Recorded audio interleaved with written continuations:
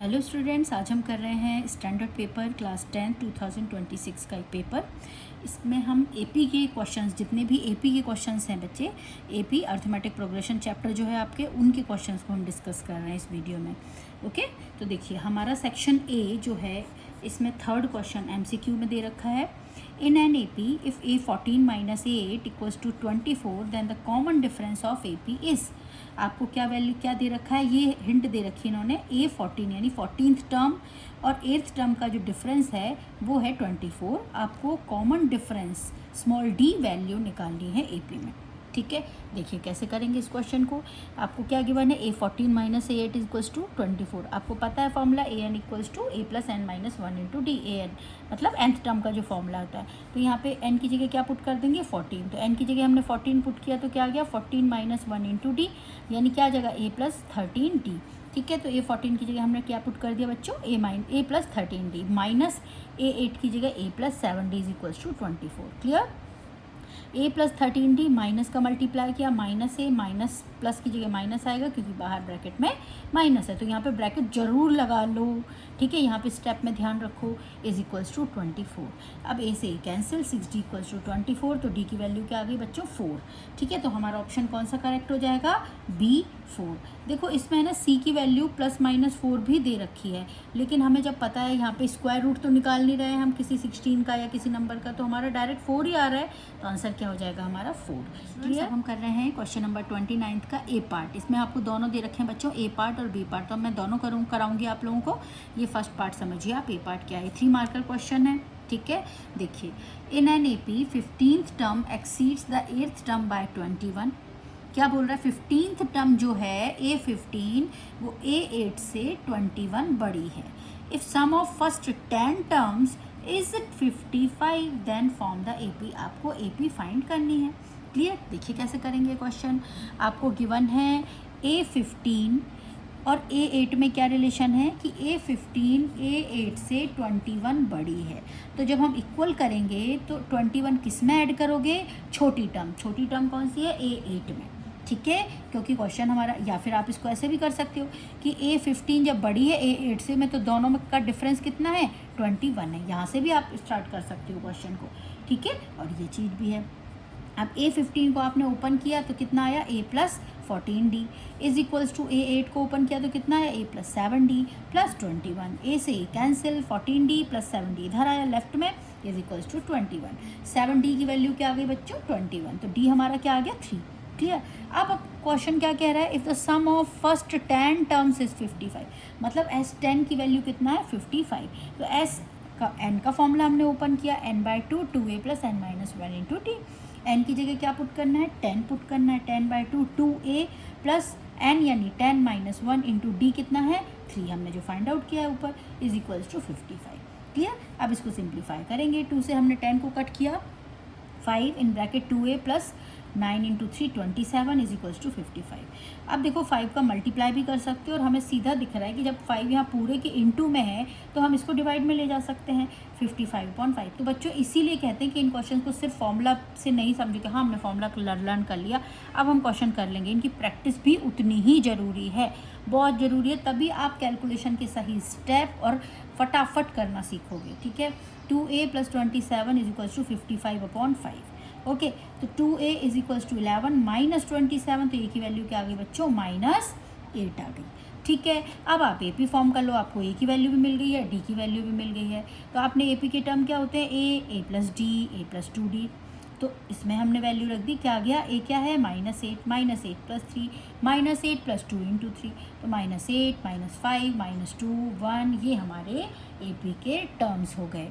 Clear. जो अब हम कर रहे हैं 29 का बी पार्ट, जो और में दे रखा है आपको। ठीक है, 3 मार्क्स का क्वेश्चन है। देखिए क्या है, the sum of first n terms of an AP is 2n² plus 13n। Sum दे रखा है, SN दे रखा है ये।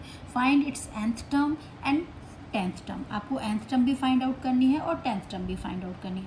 बच्चों इस टाइप का क्वेश्चन आपकी NCERT में भी दे रखा है, बस वैल्यूज़ चेंज है। ठीक है, तो देखो उसी टाइप का ही बन के आया ना, बस इन्होंने चेंज कर दिया थोड़ा सा डिजिट्स में। करना हमको वही मेथड से है।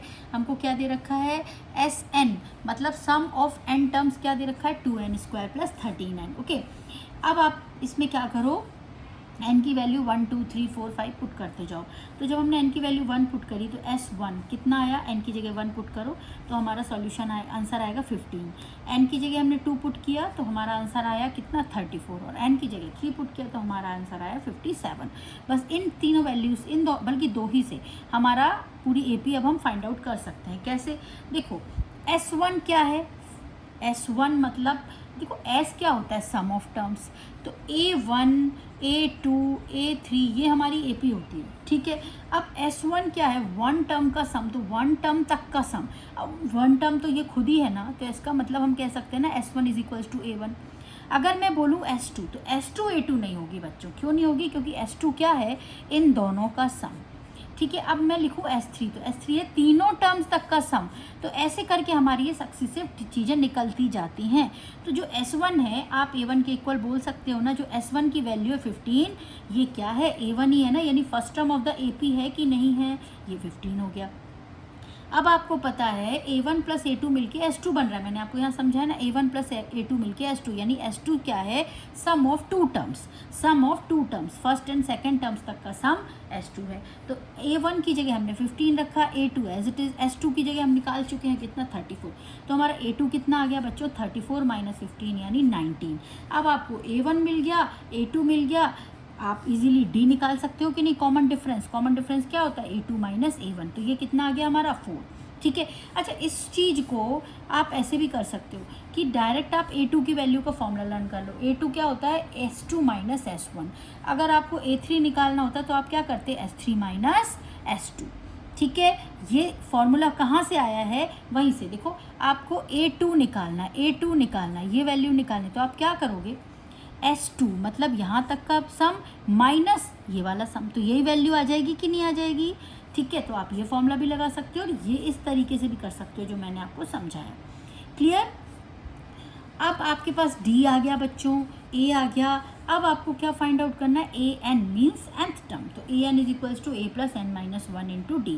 AN A की वैल्यू पुट करी, n माइनस 1, D की वैल्यू 4 पुट करी, तो 15। n की जगह ऐसा नहीं मैम क्या रखें भाई, n की जगह उन्होंने बोला ही नहीं कुछ, उन्होंने बोला nth टर्म फाइंड आउट करो, तो n की जगह n ही रहेगा, ठीक है। इसको सिंप्लीफाई किया, 4 का मल्टीप्लाई किया n माइनस 1 से, तो हमारा जो nth टर्म है वो कितना आ गया, 11 प्लस 4n, या हम बोल सकते हैं 4n प्लस 11, क्लियर। अब हमें 10th टर्म निकालना है, तो हम n की जगह क्या पुट कर देंगे बच्चों, 10। आप इसमें भी डायरेक्ट क्या कर सकते हो, n की जगह हमारा आंसर क्या आ गया, देखो एक मिनट, AN हमारा आ गया 4n प्लस 11। अब A10 निकाल रहे हैं हम, ठीक है। तो यहाँ पे भी आप डायरेक्ट n की जगह 10 पुट कर सकते हो, कितना आ जाएगा 4 इंटू 10 प्लस 11, 40 प्लस 11 आंसर क्या आएगा 51। और मैंने आपको इस मेथड से भी बता दिया, A10 is equals to A plus 10 minus 1 into D, तो A की वैल्यू 15 प्लस 9 इंटू 4 आंसर, तो भी हमारा क्या आएगा 51। अदरवाइज आपको A10 की वैल्यू निकालनी तो आप ऐसे भी निकलो, 4 इंटू 10 प्लस 11 कितना आया 40 प्लस 11, आंसर क्या आ गया हमारा बच्चों 51, क्लियर। तो ऐसे हम इस क्वेश्चन का nth टर्म और 10th टर्म निकाल सकते हैं। बस इसमें आपको ये वाला कॉन्सेप्ट थोड़ा याद रखना पड़ेगा कि आप A3 की वैल्यू निकाल रहे हो तो S3 माइनस S2 करो, A2 की वैल्यू निकाल रहे हो तो S2 माइनस S1 करो, ठीक है। समझ में आ गया। आपके NCERT में एक फॉर्मूला भी दे रखा है, वो फॉर्मूला क्या दे रखा है, अगर आपको AN निकालना है तो आप क्या करोगे, SN माइनस SN माइनस 1, ठीक है। तो यही फॉर्मूला है, ये चीज़ जो मैंने आपको समझाया ना, यही चीज़ है। n की जगह आप मतलब कुछ भी पुट करो, अगर 2 पुट करोगे तो A2 की वैल्यू क्या हो जाएगी, S2 माइनस 2 माइनस 1 कितना हो जाएगा S1, तो हो गया ना वो चीज़, क्लियर। तो ऐसे आप इन क्वेश्चंस को कर सकते हो।